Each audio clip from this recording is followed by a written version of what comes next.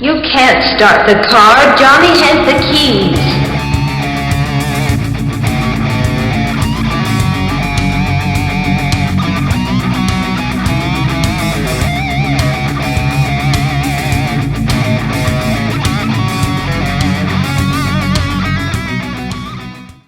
Hello, hello, hello out there in podcast land.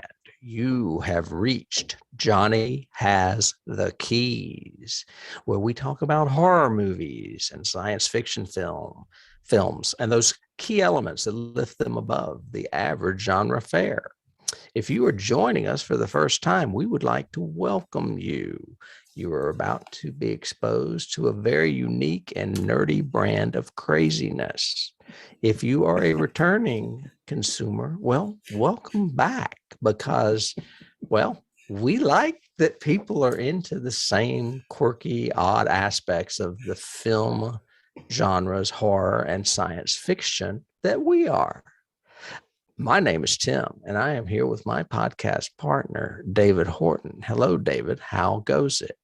It goes well. I thought you were gonna say something like you're about to be exposed to a virulent strain of nerdness or whatever. That would have been great. That would have been great.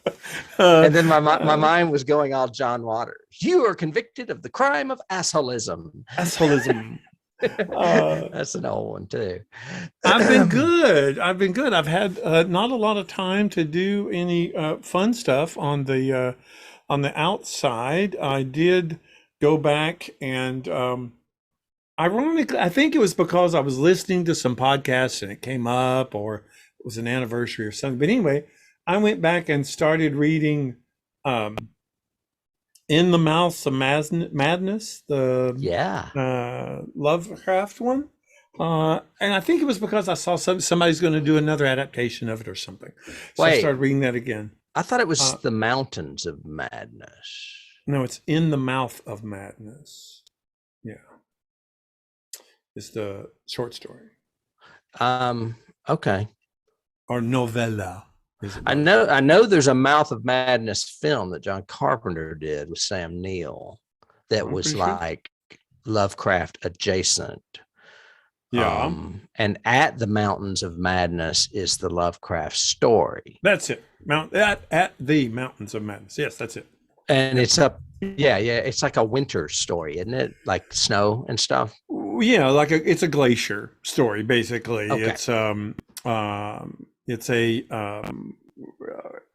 guy who ends up finding an entire civilization of the old ones underneath a glacier. Right. So, okay. Yeah. We're on the same page. Yeah. It's cool. I'm the horror guy, remember? I know these things. You know these ancient civilizations below the surface. These similarly titled H.P. Lovecraft. Yeah, but I haven't finished it yet. I've just started it again. I read it probably 8-9 years ago again, just in a big Lovecraft compendium sort of thing. But just love.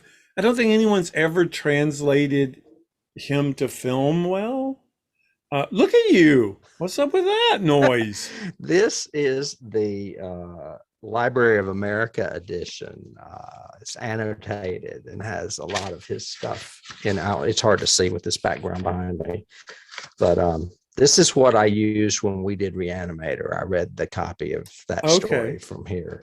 Okay. But it's pretty much a complete Lovecraft with scholarly notes and shit. This is the kind of book that usually comes out, with Mark Twain or somebody that's a little more literarily respected, right? Or literary, as a literary icon. Lovecraft never really got his due as far as that's concerned, but at one point, I guess Library of America decided he deserved it. So, even though he's a racist. Yeah. There you go. Well, and it'd be interesting to, and I saw, what was it, a couple of years ago, somebody came out with a television series like Lovecraft World or Lovecraft. Oh, it's Lovecraft Country. And Country. I have not seen it. It's on HBO and the book is awesome. And the series had one season and got canceled. So I'm really wanting to see it. The guy that's playing Kang in the Avengers movies is the same guy that's in Lovecraft Country. Oh, okay. That actor. Interesting. Yeah. Remember you Yeah. said he got like signed for like 8 movies or something for Marvel? Oh yeah. Yeah. yeah. Yeah. Biggest contract in Marvel history as far as length goes, because I Yeah. guess they want him for this whole phase 5 section or whatever. Sorry, I didn't mean to interrupt. You were talking about Lovecraft. No, segued.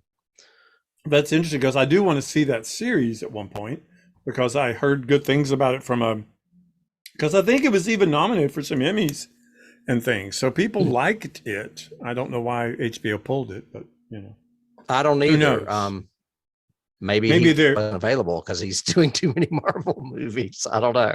Or maybe they're doing the traditional Netflix thing where, it's really popular. Let's kill it. But this other show that sucks over here, let's leave it on for 18 seasons. Whatever. What have you been doing? What have you been into?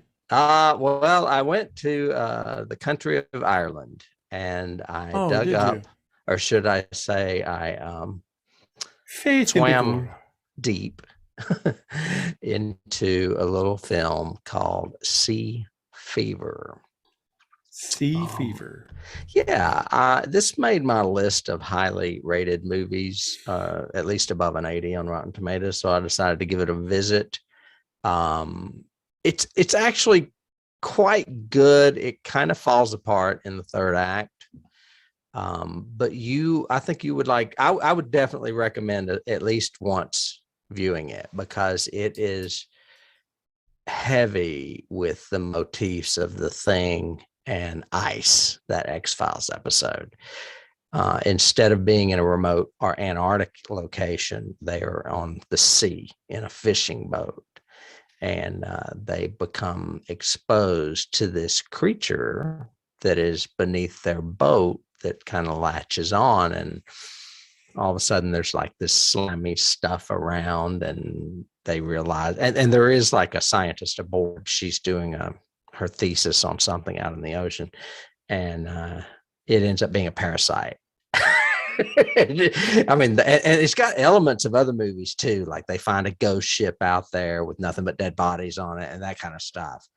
And that little glowing tentacle thing you see there is the creature, and it's not like some monster like a shark or anything. It's just this glowing thing in the deep that kind of just reaches up with these tentacles and grabs you and pulls you under and slimes you. Well, yeah, they're in that's sort of at the end, I believe, because they don't even have masks on there because they had just fallen off the boat. But yeah, I mean, there's a little bit of logic problems, but it's Irish, it's slow, it's moody, it's got some great body horror in it. I really, it was just unique. It's one of those that's not one of your typical, American franchise movies like Saw or Annabelle. I'm always going to use those as bad examples. Well, that's interesting. I mean, you showed the picture. My first thought was The Abyss. It has that very silhouette-y. Tim has a picture of the poster, which has sea fever, and it has a diver with a bright light. So they're in total contrast and silhouetted. So yeah, I use that. That's the most current poster. Some of the other posters are a little misleading. They have this thing that looks like an octopus. It's kind of reddish brown, and I was like, that doesn't look anything like it, so I didn't put it up.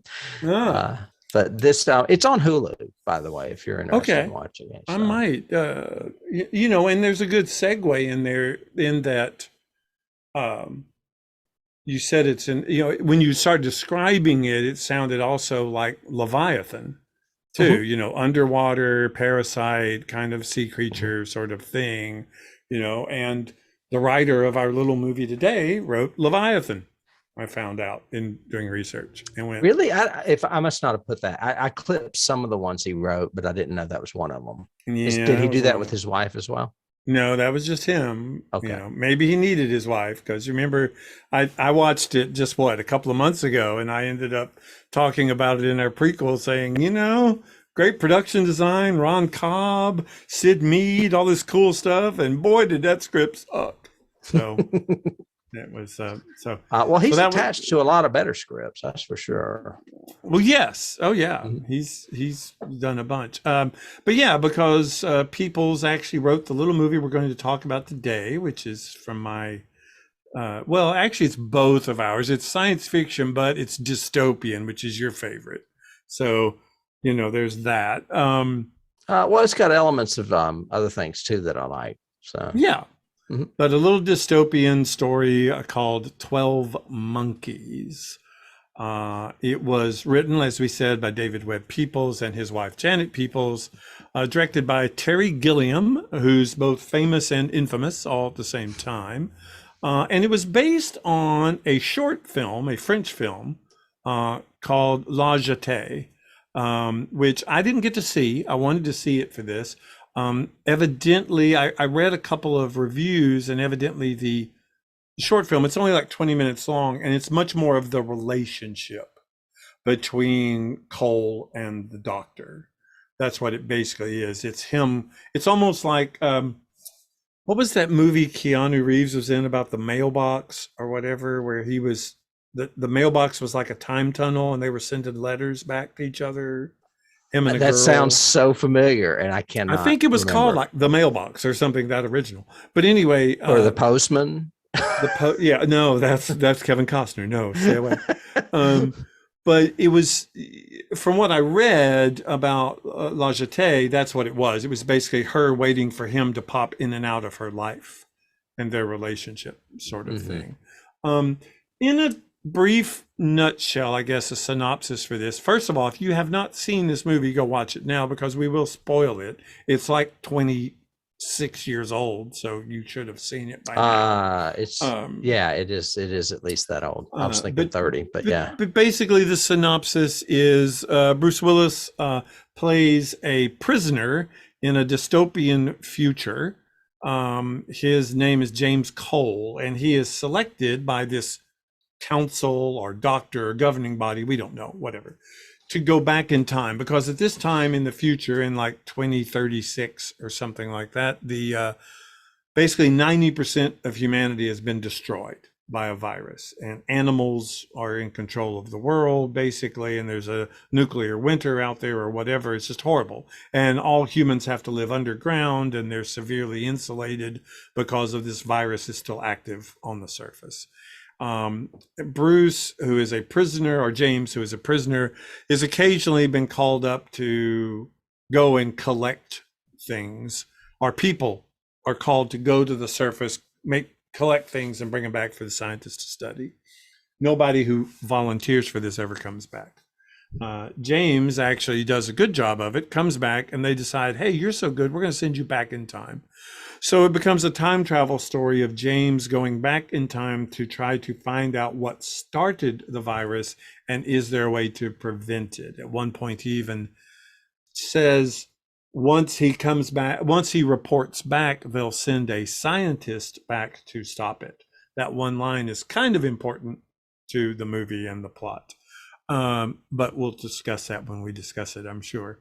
He is first sent back to the incorrect time. He's supposed to go back to 1996, which is when the virus starts. Instead, he's sent to 1990, so nobody knows anything about it, and he is put in a mental institution where he meets a lot of interesting characters, namely one Brad Pitt, whose father is a rich man and who has committed him. His name is Jeffrey Goines, and he helps James escape. He's taken back to the future. He jumps back and forth through time 2 or 3 times and meets a doctor named Dr. Railly, who he ends up falling in love with, and they have a tragic ending, put it that way.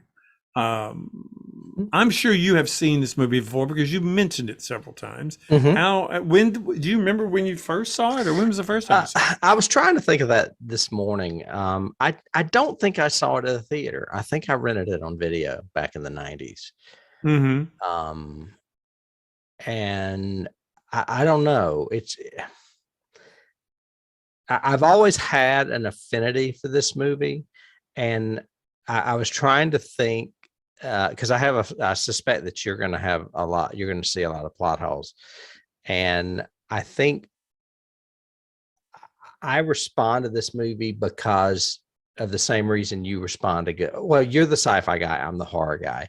You respond to the science of things. I respond to the emotion and drama of things. And to me, there's something about this film that I don't know. There's a lot of chaos in this film, and I respond to it really well. It's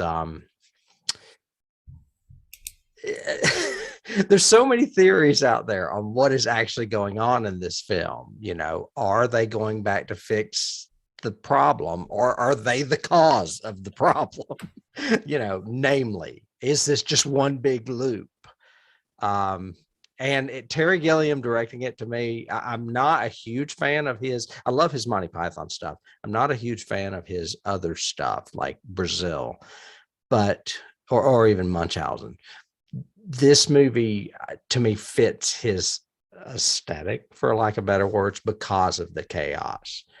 Well, and the production design. I mean, it's very Terry Gilliam movie, and the cinematography. So, well, I mean, we'll talk about that, but sure. But so you saw it first on VHS. I did too. I did not see this movie in the theater. Yeah, and I don't think I did. And I remember, and I think this is only probably the second time I've ever watched it, because I remember going, it was okay. Wasn't great. It wasn't, to me, other Terry Gilliam movies like Time Bandits or Brazil, Baron Munchausen. All of those they still have the same Terry Gilliam aesthetic, which is really weird and bizarre and, twisted, literally, sometimes, humans being twisted sort of thing. But I have some issues with this movie, but ironically, they're not plot hole issues. It's interesting you said that, because my issues with this movie are emotional. Oh, I don't feel a lot of emotional resonance at the end of this movie, and I really should, but I don't think he does it well, and I don't know what he really wants to say about it. Because, okay, so I've got a bunch of... Well, that's why I think there's a lot going on in this film, and I think that's why it's hard for us to encapsulate it. Yeah, well, at least it is for me. You tapped on a key thing, which is this movie is chaotic. It is very chaotic. And there's also, just like a couple of weeks ago on our podcast, there's a lot of dread to this movie, and it never lets up. There's not a lot of hope in this movie at all. It's a very depressing. Are you referring to Seven, which is coincidentally the last movie we did and also stars Brad Pitt? You're talking about not a lot of hope.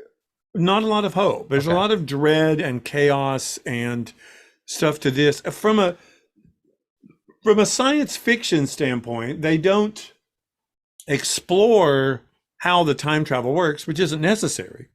They do it in a very unique way. He's essentially launched through some kind of weird tube, which is very Terry Gilliam. You encase yourself in plastic and you're shot through the wall. And put little alligator clips on your neck. Yeah, for no reason. But that's not important. What is important is this, for a while, throws the red herring of, like you said, of, are they creating the chaos? Are they creating the thing they're going to stop, sort of thing? That turns out to be a red herring. No, they didn't do that at all. It was going to happen, whatever, which I actually really liked. And I liked the fact that this does not say that time is fluid. This says time is written. It is the past. And you can go back to it and visit it all you want, but you can't change it. Right. Whatever will happen will happen. It's a fixed, there's like 3 different kinds of time travel. And one of them's fixed. And I think this is part of that as far as an example. Yeah.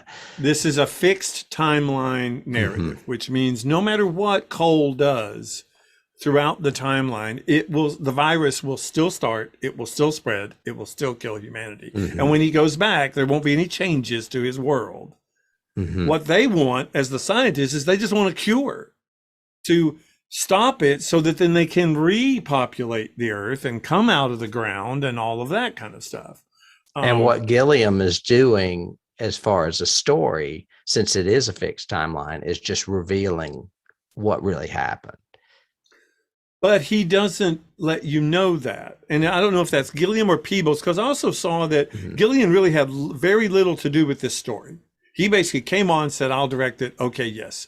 Peebles actually wrote it. The Peebleses, the People wrote it and everything. And so it's he David stayed. and Janet. They're a husband-wife team. Correct. And I'm not sure if they both worked on it on other movies, but they were also credited with Blade Runner, Lady Hawk, which is another movie we like, and Unforgiven, which won an Oscar. Yeah, and Unforgiven's a great Western. It's a Well, he also did Soldier, another time travel-y science fiction one. I was trying to remember why I started to watch that because of another podcast we did, and I couldn't remember what movie it was. It must have been Blade Runner. Well, or it could have been anything with Kurt Russell, because Kurt Russell's the lead in it. Could have been Terminator. I think it was because he claimed that it was set in the same world as Blade Runner or something. Yes, because the soldier was an off-world. He was an off-world replicant. Yeah, essentially. exactly. Yes. Yeah, you're right. And Kurt Russell's actually good in that. It is a good movie for him. But anyway, this is what I think Gilliam does, though, is he plays that red herring of us as. Let me phrase this one way. I can't really highly rate this movie because I feel the last third of it, we know more than the characters, and it doesn't change. We're not surprised. Nothing really happens that we don't expect. We know that that's little James. We know that that's his dad. We know that that's really his dad, not his dad, but that's him, essentially. And we know that's her. They don't know that. So that whole section at the airport and everything else, I'm going, we're just waiting to get to the gunshot, right? And nothing changes and nothing surprises. So what Gilliam does, though, is he hints that you can change it and that things will change or things will be different, that they can possibly change their fate, or they are the ones like going back to the 90s. Well, he gave him the idea, so that's why he's going to create the virus, yada, yada. No, none of that is true because all the whole 12 monkey thing is a red herring. And it's kind of like Terry Gilliam's going, sort of thing, almost Brad Pitty, about it the whole time. Like 12 Monkeys doesn't even matter to this story. It really doesn't. Well, I think, I'm not sure how fast it took for the virus to decimate, but I think it's cool that in that scene that's behind me right now, when he first goes up to collect samples, there's like a bear running around in Philadelphia and there's a lion up on the roof. And it also plays into, I think, Brad Pitt's 12 Monkey Group releasing all the animals from the zoo. It's like, maybe they never got caught. Maybe the virus worked that fast. I don't know. And now the city is populated with giraffes and lions. Yeah. Well, it's definitely a matter of weeks before. And they said not people got sick, people started dying. So it's definitely, I wouldn't think a matter of more than a month or 6 weeks before the decimation happens. And so it's pretty severe. And yeah, I agree. I think they're what would you call that? They're eco-terrorists. They're environmentalists. Yeah. And they are against animal cruelty and animal testing and all of that. So they release literally both zoos and everything else in the town of Philadelphia. But that all turns out to be a total red herring because the real release of the virus doesn't come from the army of the 12 monkeys. It comes from a little subordinate dude who's working with the scientist. The lovely David Morse. I think he's a great actor. Oh, he's really good in this too. Yeah. He is just creepy from the minute he's there at the book signing. He looks like he would be a serial killer in like Silence of the Lambs. Yes. and I was going, okay, I need to ask Tim. So, when you sign books and stuff and that guy walks up, what do you do? Well, apparently if you're Dr. Kathryn Railly, you ignore him because she's not even paying attention to him when he's talking to her. Yeah, she's signing everybody else's book. And he's rambling on about how the we don't deserve are the sane ones and that everyone else is crazy. Yeah, humans don't deserve this earth and all this stuff. And I love that scene. Yeah. But he's really good in that. And the moment that I went, okay, that was just a brilliant choice as an actor, was when he opened the vial, knowing that he was going to contaminate everybody right there and himself and everything else, but not caring, you know. Wow. But and because there's just that little gleam in his eye of, I was going to do this, I did this. There you go.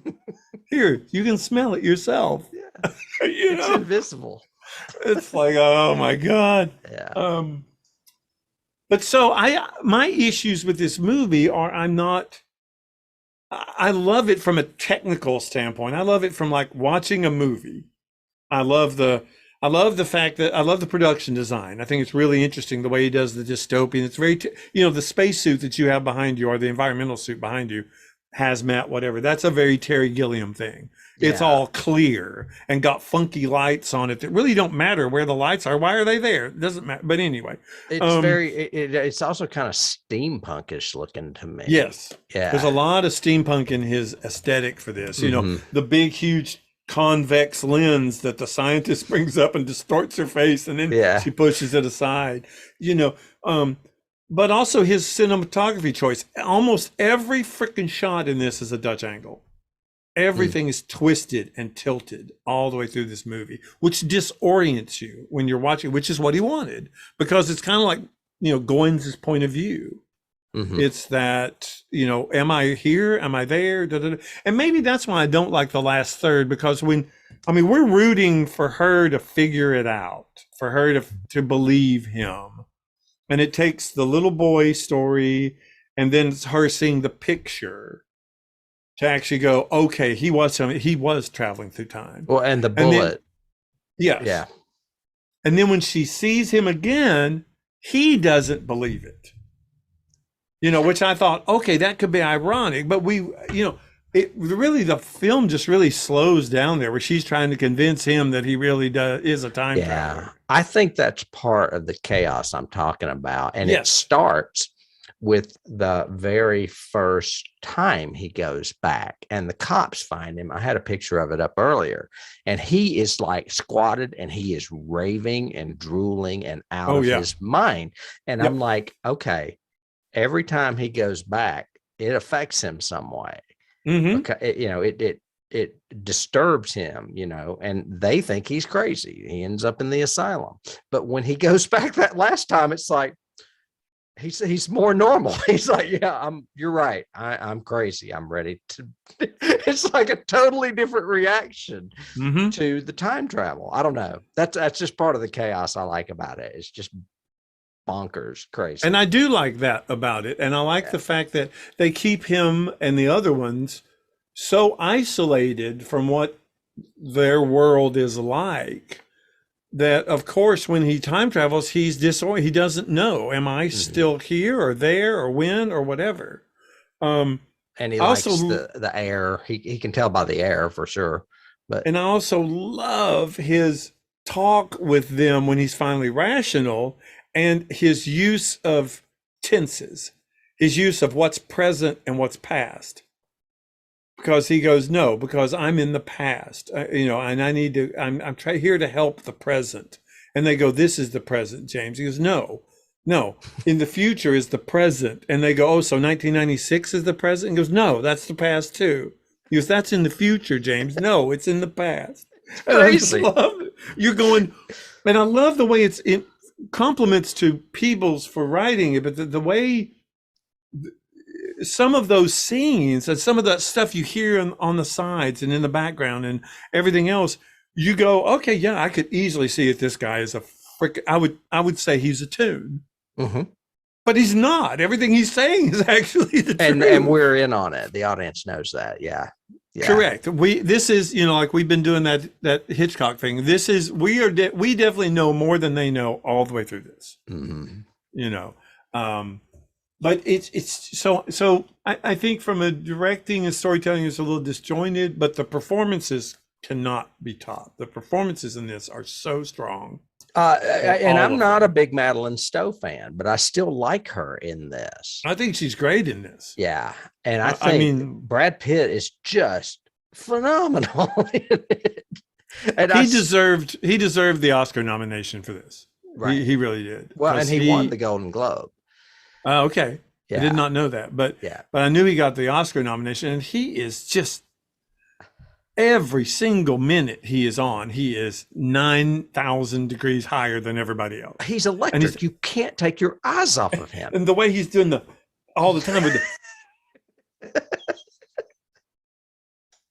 and that choice to do I even got in my notes, how the hell did they do that eye? Was that a contact lens? They did. What was that? I didn't know it until we did research for this. But like when I watched it back in the 90s, I thought, can he make his eye do that? That's crazy. But I read that they painted a fake eye onto a sclerotic lens and put it in, so it makes one of his eyes look off kilter, and it is crazy. It just adds to it. Yeah, like in the 60s scene, the 1990s scene, it's like it's dilated. It's like he's tripping, the whole time, which works. Well, because he's on Thorazine or something.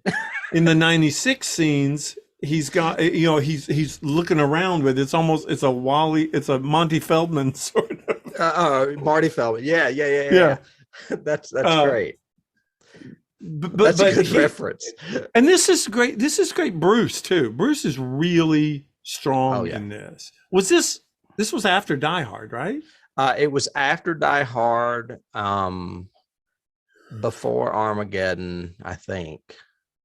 So he had a lot of, because he just gives it 2,000% all the way through, And Bruce is one of those actors. I always have loved him. But he knows where the paycheck is and where he can do what he wants to creatively. So he does the crap, but he also, he took a pay cut to do this movie. Gilliam, persuaded him to take a pay cut to do this movie. And Brad wasn't famous yet, but they all wanted to work with him. He was a hot property at the time. Not Willis, but Gilliam. but look at this performance compared to one of my biggest keys for this, which is Looper and Willis and Looper. He is so laid back, and what I call later Willis, almost mumbling his lines, very straightforward, very Brando. Yeah, kind of in Looper, whereas in this one, he's not afraid to literally be chained on his hands and knees, drooling for an entire scene, and then beat to a pulp in other scenes. He was doing a lot of nudity in the 90s too, because he did this. He did it in Pulp Fiction. He did it in that movie that was so terrible, The Color of Night. He was trying to find himself, I think, as more of a serious actor in the 90s. Well, he's probably very similar to Brad Pitt. He did Die Hard and became a big action hero, and Brad Pitt was trying to pull away from his good looks and do the same thing. It's like they were both trying to do this. They both had this acting goal when they went into this film. Terry Gilliam, I've got this. I was going to talk about it later in casting, but Terry Gilliam told Bruce Willis, these are what you do that you cannot do in this movie. And one of them is your steely blue-eyed gaze. None of that. Okay. And I thought, well, that's very, Gilliam was very smart because he knew that's what Willis was known for. So don't do any of the Bruce Willis shtick. Exactly. Oh, okay. And if you do it, I'm going to call you out on it. Good. Okay. Yeah. I like that. I have no problem with that. But he also didn't want Bruce in the cast originally. Bruce had for some and said Bruce can bring the emotion to this, but he originally wanted, I think, Jeff Bridges and somebody else to be in it. I can't remember. I've got it in my notes. I'll talk about it when we get to casting. Anyway, I didn't mean to digress. No. What about scenes? Are there scenes that you remember, that you like? Other than the whole, which is it almost feels like one entire shot, but that whole asylum scene. Oh my God. It is so brilliantly. Get out of my chair. And then, I'm sorry, she was sitting in the chair. And he keeps going. It's just, golly. Yeah. The asylum scene's great. I love the scene where he goes to the Goines mansion and confronts Jeffrey. Before they're in 1995. This is back in 1990. Oh no! I take it back. No, it's in the correct time. It's after they knew each other, and Goines accuses him of wanting to release the virus because he doesn't want to be exposed for being the animal eco terrorist, whatever. And he says, you can have him or whatever. And Bruce's escape in that to me was very convincing.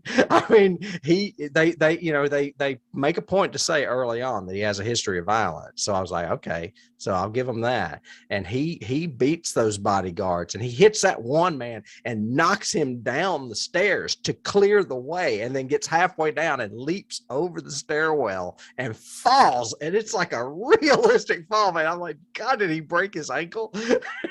I mean, I love that scene. So that's a scene that sticks out to me as well. What else? What about the airport scene at the end? It doesn't, I mean, it sticks out to me because it's done in slow-mo and it's meant to be, the paramount or whatever scene of the film. But the thing that I like more about that scene is that all of a sudden, and this is the revelation for me, is that it's not a dream, it's a memory. And he always thought it was a dream, but then he realizes, oh, this really did happen. That's the importance of that scene to me. And see, I think we as the audience knew that. We knew that from like the second time he did it, and they close in on the child's eyes and all that. I think we knew he's remembering something. And obviously, since the focus is on the kid, he's remembering he's the kid. He may not know that, but that's what it is. I would agree with you. I think those are the principal scenes in it. I didn't really like the lab scenes. I didn't like the 12 monkey scenes or the what about when he ate the spider? I was going, he's got to bring the sample back. I mean, right. Well, I attribute that to some of the craziness left over from the time travel, because he's like confusing his mission and he's like, I got to get a sample. And I'm like, why the fuck would you do that? Right. It's horrible. But I will say, so I do want to bring up, I guess, another scene that kind of leads to my points, which are the final scene on the airplane. Because in researching this and reading reviews and watching some video reviews and everything else, so many people are saying, let me explain the ending to you. Let me explain the plot to you because I know you didn't understand it. Or these are the 12 clues you need to look through in 12 monkeys. And I'm like, really? It wasn't that obscure. This was not a plot twist movie. And it doesn't have this big reveal like, oh, Kyle Reese is really, John Connor's dad kind of thing. It doesn't have that kind of the only confusing thing I can think of that I had to go back and look was just the timeline itself. The first time he goes back, they accidentally send him too far. This is part of the chaos. He goes back to 1990. The second time they send him back to the correct time, but briefly they accidentally send him to 1917 and he gets shot in a war. Right. Yep. And then he ends up in the correct time. And then the last time he ends up in the correct time as well. So he goes back 3 times. Right. With one slight detour.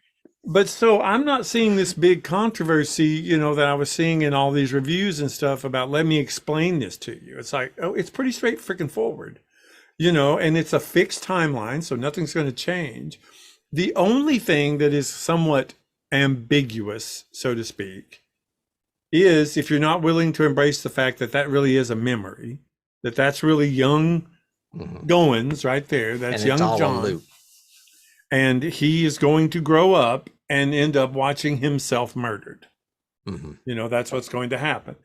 And the very last shot has our favorite viral contagion guy sit down, and the lady sitting beside him is the scientist from the council. And so that boded the question, and I saw it on a couple of reviews of, so his message that he gave went through, and she's come back to stop it. So now they'll stop. She's the play. Insurance. Yeah, because she says, I work in insurance. Right. That's your little glimmer of hope at the end. But I mean, he still released the virus in that one city. Yeah, it's not hope. There is no, it's hope that she will then take the virus to the future, and maybe the future will work. So but people are going, so she can stop the virus. No, she can't. It's already released in Philadelphia. It's gone. Yeah. And he's carrying it with him. So everybody on this plane has it now too. Mm-hmm. And it's just, but people were confused by that. And I said, there's no confusion. It's pretty freaking straightforward. I mean, not unless they could take that information, go back in time again and kill him before it happened with someone else. But the thing is, even more crazy. But see, this line of science fiction storytelling says it does not matter. If you go back and shoot him in the head when he's a baby, somebody else will still release the virus. Right. It will still happen. It can't change because it can't change. As opposed to a key, like I said, for this looper, where you can cut your arm and now somebody else, your future self, develops a scar. Right. No, that doesn't happen in this timeline. Nah. Bruce Willis could cut his arm off and it wouldn't matter. When he goes back to the future, he's still going to be the future person, not a modified future person. Does that make sense? Yes. Or present? No, it makes sense. And I like this movie better than I liked Looper. I did too. But I think it's because it's more emotional to me than Looper was. See, and I'm kind of the opposite. I really got more emotionally invested in his character in Looper. Not him, but not Anthony Michael Hall. What's his name? The other three name guy. The one that was from Third Rock from the Sun. I can't think of his name. Yeah, whatever. Yeah. But I was kind of more emotionally invested in him in Looper than I was, Goines. Bruce's character in this one. Yeah. But that's just me, though, I think.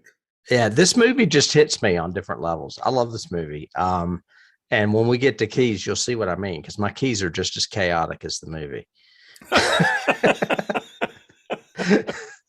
For real. Joseph Gordon-Levitt. I had to look him up. Exactly. That's who it is. It was killing me. But yeah. I mentioned the steely, blue-eyed look. You were talking about Brad and his frenetic acting and being all crazy. Terry was skeptical about whether or not he was going to be able to pull it off. This was right when Brad was hitting big. He had not hit too big. He had done A River Runs Through It, but Seven had not been released yet. Interview with a Vampire had not been released yet, and this had not been released yet. And those three all came out at the same time. Yeah. But Terry was afraid he wouldn't be able to do this rapid fire frenetic acting. And apparently, and I don't know if this is a rumor, he got him to do it by taking his cigarettes away. Because apparently he was a nicotine addict, and I don't know. That's one of the notes I read in IMDb, which I thought was interesting. Do you believe that? That he couldn't do it? That it was enhanced by his nicotine withdrawal. Could have been. I mean, I smoked a long time ago, but I don't remember ever being that crazy when I didn't have one. I don't know. Well, he probably developed the tics from that, the biting the fingernail and the kind of, looking stuff all the time. I love the way he would throw stuff out, fly away, and stuff. And he was just, and I love the fact that he used his hands so much. It was almost like every word had to have his hands in it, kind of thing. And that gave him some great affectations that worked for that. I watched it with subtitles, and I'm telling you, you need to watch it with subtitles because a lot of the shit he's saying is like hyper intelligent too. It is so intelligent and so good. Yes, yes. You think he's a Looney Tune just spouting, obscenities, but that's not it at all. Yeah. No. But yeah, storyline wise, I mean, people were saying the plot is really ambiguous and, Bruce Willis could be crazy the whole time. No, I never, ever for a moment thought, oh, this is all in his mind. Even when they tried to throw the bear is behind him and the poster of the bear is now behind him and the lion is on top of the building. I was going, yeah, so? I mean, he's not crazy. Mm-hmm. The only time they really, really do anything like that is when he's escaping the asylum and he looks at the guard at the elevator and he looks weird. And then when he looks back, he looks normal. But he was on he keeps seeing that guy from the future that was mean to him, that white-haired guy. He sees him on the escalator too. Right. And then he turns back and it's not him. It's like, I don't know. It's like he's having a distortion or a confusion with past and present. Yes. Yeah. Yeah. Another thing, and I was going to ask you this, and I'll go ahead now. It seems like an appropriate time. I have a key that I can't identify. What? That maybe but it's something to do with time travel movies when there's always these little coincidences because they're all tied into it. You know what I'm saying? Like the fact that Jeffrey Goines ended up being a part of the story, even back in the 1990 when they meet in the asylum. And then he ends up being in the story again later. That kind of coincidence that happens with time travel. Can you think, you know what I'm talking about? Are you talking about, so like time is cyclical, time is like a river, you can dam it up over here, but it'll come back to where it was? Right. That sort of philosophy? The same people are going to cross paths regardless of how you change it. That Correct. Kind of thing. Yes. Well, there were a lot of those that were like that. I mean, the Terminator, if you take the whole first two movies, Terminator and T2 are like that, where lives keep crisscrossing and intersecting. This scientist over here pulls the chip out. Well, the chip ends up being the one that goes over here and comes out, and him losing the arm ends up being the development of the robot or whatever. Yeah. Right. So they're creating, but those are fluid timelines too. You're creating actually, no, that's a good argument. Is Terminator a fixed timeline or a fluid? And it's fixed too, because I mean, Skynet's going to happen regardless. They are trying to stop the timeline. Right. But that would be stopping the timeline. That wouldn't be changing the future, really. But anyway. I mean, time travel always confuses me. I like it, but it confuses me. Well, then it's hard to write and do well. Because if you go in that supposition, like Looper is a good example of, if the Bradbury syndrome of, like, if you step on a butterfly, it'll create chaos in the timeline and everything will be different. Do you know what that's a reference to? Have you read that short story? The butterfly effect? Well, it's not the butterfly effect. The butterfly effect is like chaos theory. It's right. Like, I remember that from Jurassic Park, the original There was book. a short story that I'm fairly certain it was Ray Bradbury, but correct me on that if I'm wrong out there. But basically it was you had this you're in the future and you've got this travel agency that allows people to go back and view the past. So they go back, and the thing is, they hover over the ground wherever it is, and they also have cloaking devices. So you can go out and on these raceways, and you can, look at whatever you're essentially a time tourist. You can't really interact with anything, because if you touch or interfere with anything, it'll change the timeline. It screws everything up. Yeah. Right. And they go back to prehistoric times in the short story, and this one guy falls off the path and he steps on a butterfly. When he gets back on the path, he sees the dead butterfly on his shoe, and he, peels it off and throws it back, onto the ground. When they get back, everybody in the future is speaking a different language. And all the writing I think I is knew different about this and story. Yeah. So it was that sort of, cyclical effect of, affecting the timeline. And that kind of became time travel 101 all through the 50s, 60s, Star Trek, everything. If you change the past, it will affect the future. But, even in Endgame, there's that big debate too. We talked about it when we reviewed it, where the Hulk is going, no, you can't change the timeline because your past is this present is your past, and they're going, what? So you mean all that stuff was bullshit? Right. Back to the Future. Yeah. Right. Yeah. So time travel is great and good if done correctly, but you have to be very careful with your rules and set your rules up and don't break them. And a lot of people like to break them because, that messes with people's minds. Well, no, you're just breaking your rules. So yeah, or for dramatic effect. Mm-hmm. Right, which I disagree with. And I like this one in that it does not. It basically says, this is the timeline. We're just popping in and out of it at different moments. And how are we relating to each other in those moments? Yeah. It's funny that you refer to it as being very bleak, because I don't. For some reason, it doesn't strike me as bleak at all. Is that because of the kids' eyes? Because it bookends with the little boy's eyes, and that's a Terry Gilliam staple. And there's the eyes? Yeah, I think he does that with almost all his films. Begins and ends with eyes. I think I read that somewhere. Okay. But so explain to me why you don't see bleakness, because there's no hope for Willis. We know pretty much, especially before he lives the ending, forever. He's just living in a loop. Yeah, but we know. Well, so does everybody, really. If they went back in time, they would. Yeah. I don't know. I like that.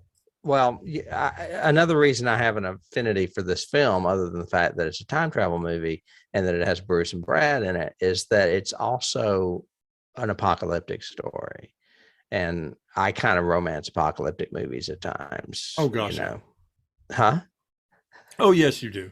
Oh, I do. Because, this is grumpy man coming out. I'm tired of being so connected. I'm tired of all the devices and social media and all that shit. And that's why I wrote a book about a man alone in a world of zombies, because at least he doesn't have to worry about a phone ringing or, some bullshit. So I don't know. I liked it when he would go back to Philadelphia and it was covered in snow with wild animals running around in it, or go up. Up above ground. And then I read another theory, and this is completely fabricated, I guess, by the masses. I don't think this is real unless you ask David Peebles. But someone said that the reason the time travel is so chaotic is because the only people that survived were mentally ill. The 1%. That would be interesting. Yes. I know. And I was like, that's a really cool twist. These guys, and they do act strange, when they're surrounding him and all talking at once and stuff. They act a little odd and eccentric. So both interviews that he has with the people in the council, the scientists, the doctors, whatever, remind me, and it's one of my keys, remind me of Raising Arizona. Okay. When he's going, don't tell me this, hi, and he goes, but he says it, and he goes, didn't I tell you not to tell me that? Okay. All right. We were talking about, and I don't want to get into keys just yet, but I'm going to go ahead and throw this one out here because I was telling you how chaotic my keys are. What those scenes remind me of? Rocky Horror Picture Show. They're like the transvestite people or transsexuals from Transylvania. You know, that they when we used to go see it at the midnight movie, they'd say it's the UT faculty, and I'm like, Yes. that's what they look like. They look like those crazy people from Rocky Horror. Yeah, and so that goes along with your mental illness thing. Yeah, that would work. And that would be Right. a cool element to throw in if he had played it up a little bit more. That would have been interesting. I'm going to Yeah. put Racing Arizona in there. I've Uh, got to add it to my keys. yeah, it was so funny to me. I mean, because I just, son, don't say that. Uh, briefly, I'll go into cast because we've been running a little long. Okay. Robert De Niro turned down this role that Bruce Willis played. I want to say, didn't he also turn down the role of Somerset in Seven, which we were talking about last week? Yep. I think it's kind of funny that if they're going to De Niro and Brando, I mean, not De Niro, Brando, De Niro and Willis for these things. The two people that Gilliam wanted to play Goines and Cole were Nick Nolte as Cole and Jeff Bridges as Goines. Yeah, no. I mean, No. I don't know that it would have been horrible, but neither one of them had big hits since like 48 Hours and The Fabulous Baker Boys, and so they weren't marketable. And the only way they would give Terry Gilliam final cut was if Bruce Willis was the star, because they knew they'd make their money back. Okay. You know, and Gilliam said, okay. And then he told Bruce, if you do anything that looks like one of your popular movies, I'm going to kill you. I'm going to kill you. Yep. Basically. But I got this one. If you think Nick Nolte would be bad as James Cole, well, how about Sylvester Stallone? Because he was considered too. No. Oh my gosh. Yeah. That would have been terrible. Woof. Gilliam revealed on the 25th anniversary of this film's release that the producer's original choice for Bruce Willis's role was, drum roll, Nick Cage. Nicolas Cage. No. So this movie could have had some really horrible people in it. It would have made it very B movie if they had done any. I agree. It would have been more like that Declaration of Independence movie he did or whatever. Or I can't remember. Well, I don't think they would have. I don't think they would have had the investment. They would have not done the acting investment that these three characters did. You know. No, and if Gilliam hadn't directed it and Stallone was in it, it would have turned into some kind of action movie or something. Yeah, it would have. Yeah, would not. It wouldn't have worked. No. I think Gilliam agreed with Bruce Willis because I read somewhere, I can't remember, he auditioned for another Gilliam movie. Maybe Brazil. It may have been. And he saw that Bruce could play emotion really well. I think he also saw the Die Hard scene where he pulls the glass out of his foot, that too. But anyway, that's all I have on the Bruce Willis role. This movie has a lot of people in it that you recognize. David Morse, of course, is one, but I don't know if you noticed that Lieutenant Halpern is played by Christopher Maloney. I was like, he has hair. It's like, that's got to be one of his first roles because I think that was before Oz was on HBO. Yes. Christopher Plummer is in this movie. He plays Brad Pitt's dad. I mean, that's huge casting right there. Yeah, but he's only in like 3 scenes. Yeah. And that's it, you know. I know. So. I mentioned that Clint Eastwood was in The Unforgiven and that David Peoples had wrote The Unforgiven. At some point, Peoples had let Clint Eastwood read the script and he almost directed it. He liked this movie that much. And you've never seen Clint Eastwood do a science fiction film, I don't think. No. But he is a good director. So that would have been interesting. The only other thing I have is that, and this makes perfect sense, at the time when Brad Pitt was cast, Johnny Depp was also considered, and I could see Johnny Depp in that part too. Probably not as good though. Yeah, but I could see that one might work. Yeah, I mean, if you think of Captain Sparrow and how crazy he is, I mean, you could see Johnny Depp doing something similar with the role that Brad does. I think that's all I have casting wise. Did you have any particular things you want to say about any cast members? Not casting wise. I thought Plummer was a little bit overrated because he got huge credit, in the credits, but he's in like 3 freaking scenes and playing that Southern accent sort of schmarm to him. I thought all this, nobody took me out. Nobody, none of the characters I went, didn't like that one or didn't work. I thought it was very unique the way he cast the Secret Service guards, because they all kind of they gave me a feeling of like Matrix. They all kind of looked generic, similar. Or like they could have been someone from his future. Correct. Yeah. They could have been agents, or they could have been, like Jose or whatever, people that were sent back. Well, Jose was actually a cellmate, but there was that weird one that was always talking to him. You just heard his voice. That is in my notes. That is the element I do not understand in this movie. Okay. Because it is never explained. No, it's not. It's part of the chaos. It's never explained. Is that somebody who's gone back, or is it in his mind, or is it some kind of communication that they're doing that we don't know about? Mm-hmm. But it's always at pivoting plot points, and it's always giving him information he doesn't know.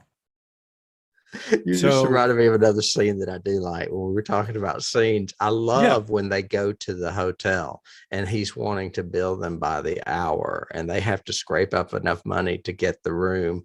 And then they get up there, and this random dude that works at the hotel calls and says, "Is this chick working for so-and-so?" And all of a sudden this pimp shows up at the door and is ready to kick ass. Yeah, that was a great scene. And Bruce, beats the crap out of him, and then you think he's going to kill him in the bathroom because he comes out with blood all over him. And what is it? He's removed his teeth because the voice that we were talking about told him they track you through your teeth. Yeah. Ooh.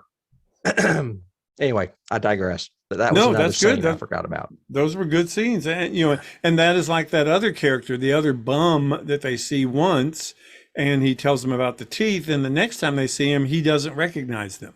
Right. He doesn't recognize her. Mm-hmm. And you're going, okay, so is this crazy, or is this? But she recognizes him. That's when she's starting to believe him. Yeah. Oh yeah. That's when she does the graffiti on the wall that he saw in the future, sort of thing. So there's a little bit of that, but again, I don't know if he wanted to do that. If he wanted to, I don't think he did it well enough. This kind of, we're not really sure what's reality and what's not, that kind of Matrix feel to it. What's real, what's not, where are we? Is this the real world? Is this not the real world? Is this the future? Is it the past? That sort of thing. Yeah, I thought it was it's all part of the anarchy of Terry Gilliam. He's always been anti-establishment, man. He doesn't want to do anything that you think is normal. Right. He wants to fuck with you. And that's another reason why I like this movie. You were going to say? Well, I was going to say that's why one of my biggest keys is anything else by Terry Gilliam, because they all look very, very similar in production design.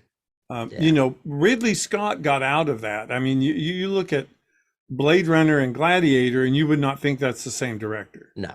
But anything by Terry Gilliam, within like 15 minutes, you go, "Oh, this is a Terry Gilliam movie." It's true. I don't know how to. I was trying to think of a good example, but Ridley Scott's kind of like Stephen King, where he was known for something, but now he can do just about anything and get away with it. Mm-hmm. Whereas Gilliam is always kind of pigeonholed because of his absurdism and his anti-establishment. Yep. Yeah. Yep. For sure. This movie, adding to its clout, was nominated for Academy Awards. Brad Pitt was nominated in a supporting role, as you mentioned. It was also nominated for best costumes, as in that strange spacesuit, I guess, that you mentioned. I don't get that at all. Other than I thought that was interesting. As far as Golden Globes, Brad Pitt won best actor in a supporting role, and I think he well deserved it. And then our friends over at the American or what the Academy of Science Fiction, Fantasy, and Horror Films, the Saturn Awards. This won Best Science Fiction Film, it won Best Supporting Actor, and it won Best Costumes. It was also nominated for Best Actor, Best Actress, Best Director, and Best Writing. So they respected this movie a lot more than the major people out there, which is usually the case in our genre. Yeah, or maybe there wasn't a lot of other genre out there to compare it to that year, too. The only thing I can think of is Interview with a Vampire and Seven, which, we've covered both now. Right. But neither of those would be considered science fiction, so they wouldn't really cover that. One would be horror, but yeah. Yeah. Well, it's interesting, too. I just had the thought, and I looked at my notes. The bleakness, too, is part of the aesthetic, which is except for maybe 5 scenes. I'm thinking the airport scene, the scene at the dinner party, the scene where she's signing the books, maybe 1 or 2 more. Everybody in this movie looks freaking homeless.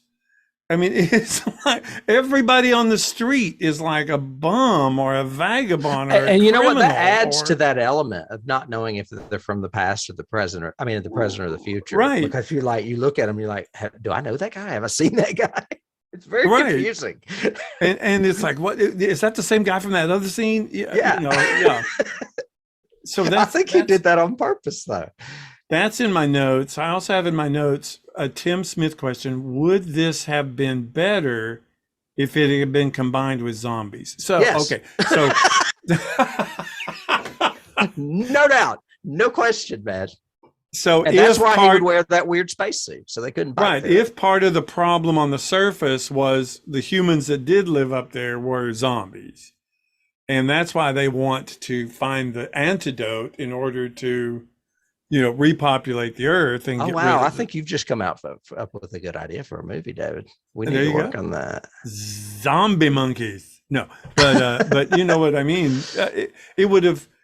To me, I think it would have given us more investment, I guess, in the story, in the plot, what he's trying to do, in the mission. Are you telling me you would like this movie to have zombies? Yeah, I would like it to have something more in the future that's less. Win. That's less just Terry Gilliam's dystopia. More at stake, I guess. More Robert Kirkman dystopia. Yeah. And they're banging down the doors. They figured out where the entrance is in that one manhole, and we got a time frame here. We got to hurry. Yeah. But that relegates them to a subplot because they're not really in 2035 that much in this movie. No, like 4 scenes maybe. Yeah.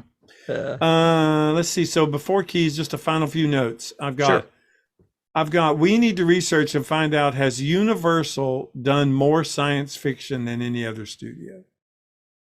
Because this is a Universal movie. And I think why do you broach that? I don't understand. Well, it came up at the beginning, the big Universal, symbol and every logo. And I went, going back to the monster movies, the Frankenstein and that was Universal. I wonder if that studio, more than Columbia, Warner's, MGM, anything, has done more science fiction than anybody else. Because they've done a lot. Can you Google that? I'd have to Google it, but we should look it up sometime.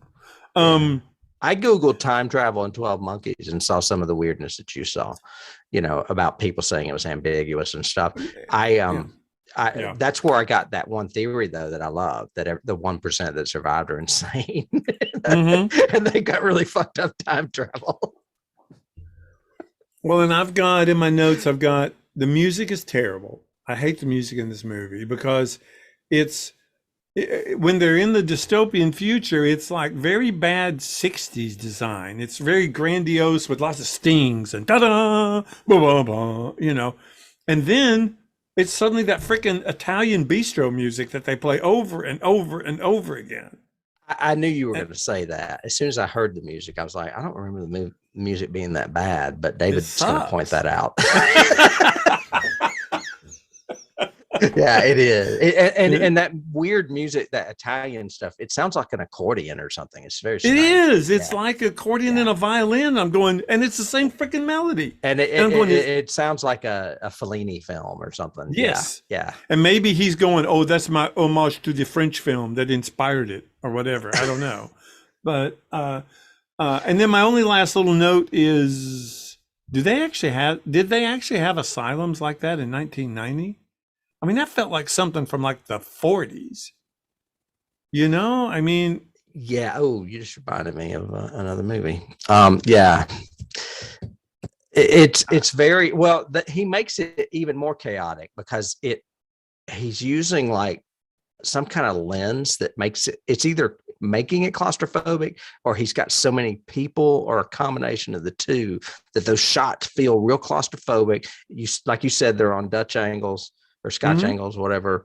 Everything about it seems upside down and chaotic and frenzied. It's like you're viewing the asylum from Brad Pitt's wonky eye. You know what I mean? yeah, and everything's like a concrete walls and corridors, and I was going, this looks like freaking Amadeus when they're in the insane asylum. Well, the clue that I put in there was Bedlam, the movie that is based on the Bethlehem Hospital in London. The Boris Karloff. It's probably Universal too. Now that I think about it.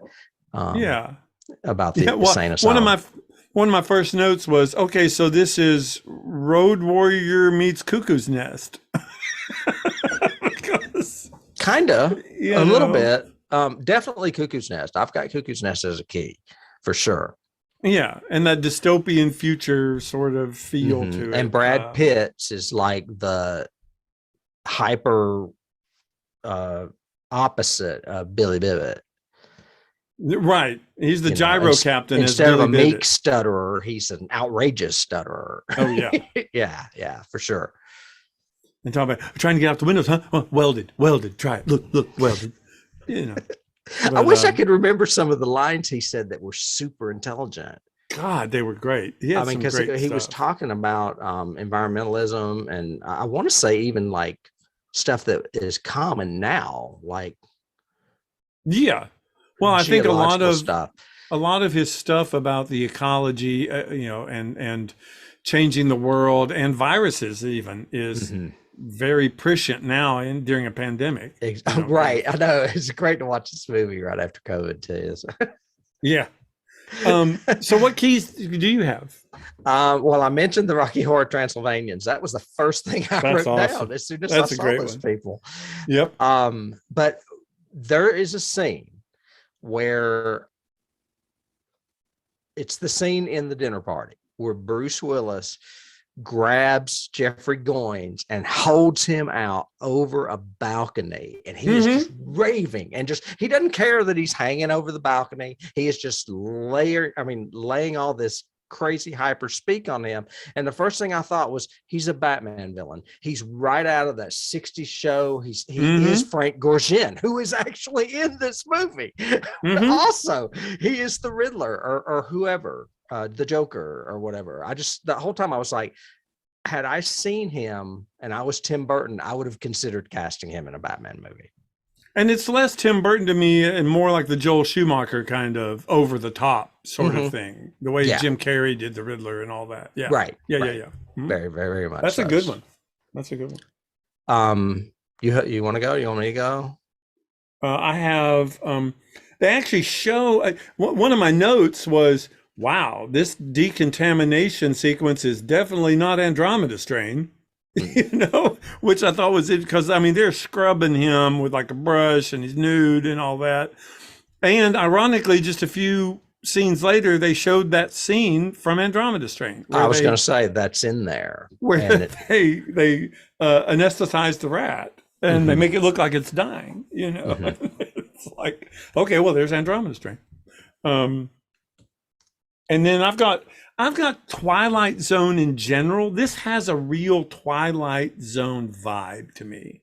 If this had been condensed into a half hour, even an hour Twilight Zone, it would have had that same vibe. Very dystopian, virus, send back, time can't be changed. Oh, and you're actually dreaming about your own murder. That's such a Yeah. Twilight Zone story. It's several Twilight Zone stories, like all pushed into one. All I screened see together. that. Yep. One of the reasons, and I know you're not a huge fan of this man, but one of the reasons I love this movie, I mentioned countless times, is the chaos. But within the chaos, there are little bits of logic sprinkled in that you latch on to and you go, oh my God, that makes sense. And you're like, you feel like you're swimming in a sea of insanity, but then something makes sense. It's very much like a Kurt Vonnegut book. Vonnegut very much writes that way. And as a matter of fact, you could probably just go ahead and say Slaughterhouse-Five is a great key because that guy is unstuck in time, bouncing around and in World War One also, I believe, which he goes to World War One in this movie. So I will put down Slaughterhouse-Five as well. That's very good. That's very true. What was his name? I'm trying to remember because I really liked him. The director? No, the character. What was his name? It had a weird one. Billy Pilgrim. Billy Pilgrim, is in Slaughterhouse. Kilgore Trout was in Breakfast of Champions, I believe. Breakfast of Champions. And others. Yeah, he was in more than one. And the guy that did The Sting directed that, George Royhill, didn't he? I think. George Royhill. Yeah, did the director. movie. It's a really good movie. And that's John Savage. John Savage plays Kilgore in that. I think. You mean Billy Pilgrim? I mean Billy Pilgrim. I think he does. Anyway, and I just remember Valerie Perrine is in it. Yes. Yeah, she's the sexy woman that's in the bubble with him or whatever. Sexy space bubble girl. Yeah. Oh my God. We have to say a direct key because it's directly in the movies. Vertigo. Right. But not just the fact that they show this, a couple of scenes from Vertigo, but that whole sort of he's losing his grasp of what's real and what's not when he starts seeing the double. When he starts seeing her and he's doubting his own perception of stuff. It mirrors when he sees like people from the future on the escalator. Now he's seeing her as a blonde and it's like, do I know this person? Right. Because he remembers her from his dream. And her as a blonde being the reveal of it's actually her in disguise. It's a recurring motif of familiar identity. And I also found better phrasing. I also found in research that, and it's kind of an homage that they did, but it's a key in the La Jetée. They have a scene where they're looking at the rings on trees. In the little short film, and Terry Gilliam got the scene in Vertigo when they're looking at the rings in the tree. Oh, that's awesome! I thought that was kind of a cool meta thing. Yeah. I had the Hitchcock stuff down as well as La Jetée. I've not seen that movie, but I know that it was the inspiration, and they credit him for it. Another thing, and there's Andromeda Strain. I had that, and I had Looper, because Bruce Willis has done 3 time travel movies, including The Kid and Looper, and we've covered Looper, and I think we mentioned this one and The Kid when we were covering Looper. Yep, we did. I have the series. There is a series out based on this. I've got that as a question on my notes. Isn't there a series? Yes, there is, and I've heard really good things about it, but I've never watched it. It's a sci-fi show, and I have an aversion to Sci-Fi Channel. Well, they don't do very good series. They did Expanse. I've got to give them that. That was their first one, but first good one or great one. But I'd be curious because I don't see how you expand this story. So maybe they're just keeping the environment and time travel the same, and then it's just a bunch of people trying to change time, because you can't change time in this universe. Maybe they make it an unfixed reality, more of time travel sort of thing. You know what I don't know, but I think it's pretty successful. I'm looking right now. I think it has run more than 2 seasons. Yeah. It says there are 47 episodes, so however many that is.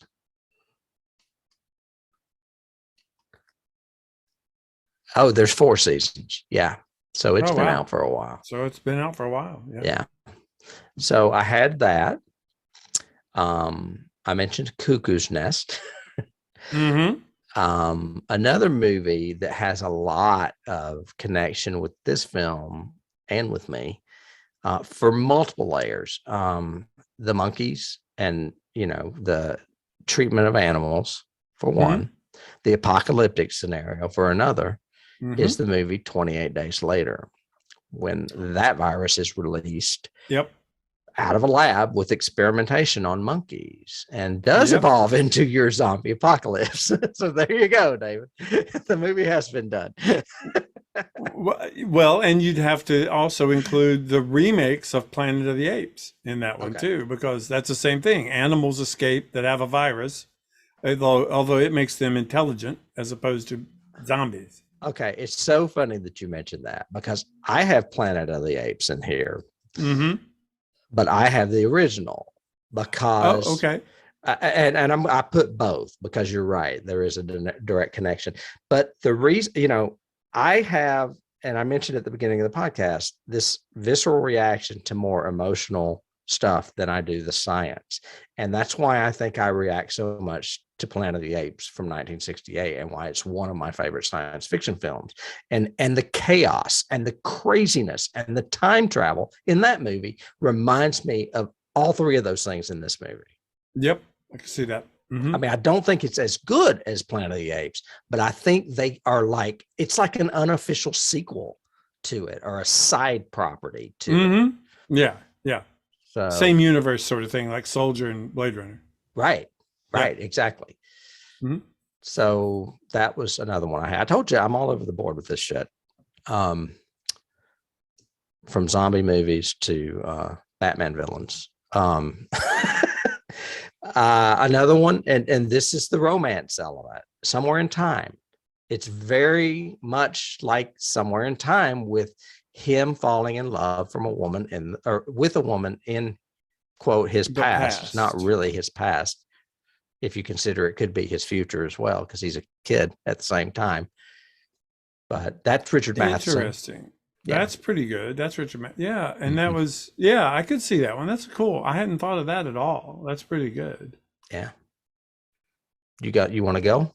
The only other one I actually got from IMDb, which was a trivia thing that said there's one line where Cole actually says, "All I see are dead people." Yeah. And of course that goes to Sixth Sense. It's when she says he's dead. And she's talking about the pimp, I think. Oh, the guy that attacked them at the theater. Or it's, you know what? It's not the pimp. It's when they're fighting with the homeless people in that old abandoned movie theater. And she says, in the theater. Yeah. Yeah. And he says, all I see are dead people, which is, it's 4 years before he did another movie we've covered, The Sixth Sense. And yet it almost sounds like a very similar line from that movie. Yeah. I had that one down too. Yep. What else? I think that's all I've got on my keys. Okay. There's the Andromeda Strain. This one is one I copped from IMDb. The Army of the 12 Monkeys was inspired by a passage from Frank Baum's novel, The Magic of Oz, in which the Gnome King and Kiki Aru convince 12 monkeys that they will have an endless supply of food if they become human soldiers for them. Wow. Yeah. Okay. So I guess that's maybe Peebles was a Frank Baum fan. I don't know. I didn't read all those Oz books.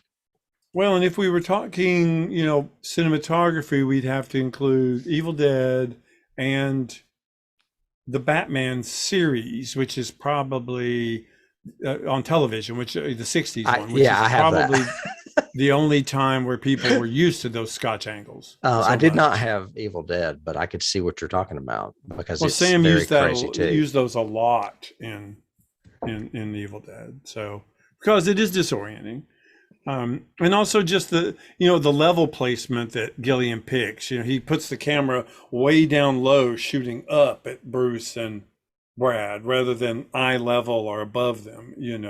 He'll put things like underneath people's chins, looking down at the camera, kind of thing. It's just unique framing and photography to throw you off, to make you feel uncomfortable. So unbalanced.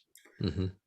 And then give you like that like in your picture behind you, that multi-sensory ball with all those screens, and then the little thing that like sucks in and out of it, sort of thing. It's so weird. It's so steampunk. That's so Terry Gilliam. Oh my God. I know it looks science fiction, but it still looks primitive too.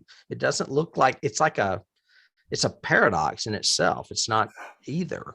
And you just gave me some 1984. The movie, both versions that I've seen have that same kind of aesthetic. It's like a version of 50s envisioning the future. Envisioning 1984 as the future, right? When we already see it as the past. But like that 50s mindset, what they saw as the future, which was great big screens or a bunch of multi-screens, flying cars, the Jetsons, all that kind of stuff. So for sure. The last key I have is one that I'm just indulging in because they're one of my favorite bands, and that is Pixies. They have a song called "Monkey Gone to Heaven," and I assume it is about the testing on animals or whatever. This monkey's gone to heaven.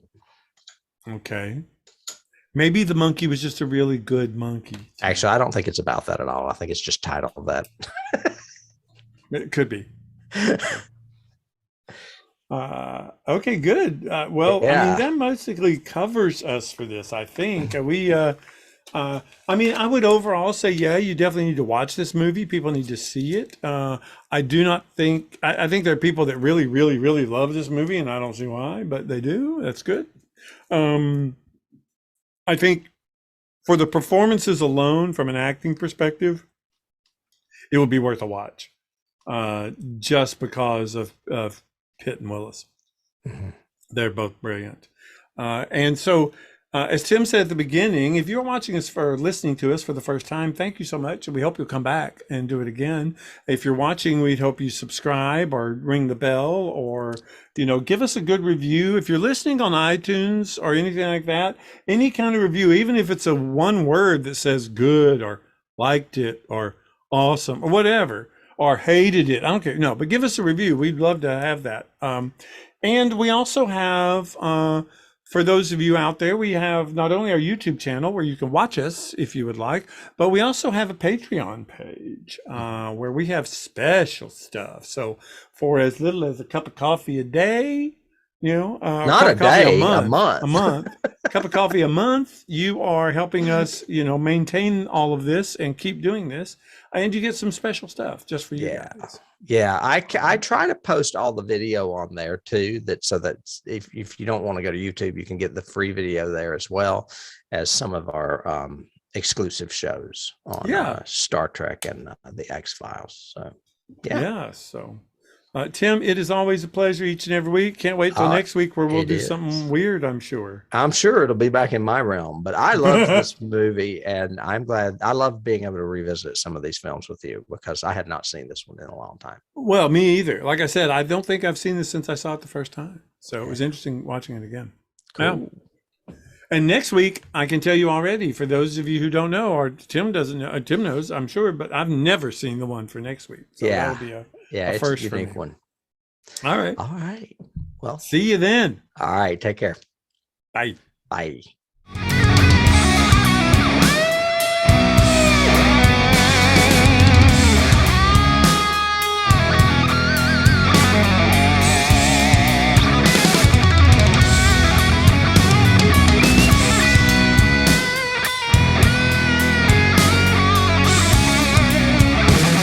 You can't start the car. Johnny has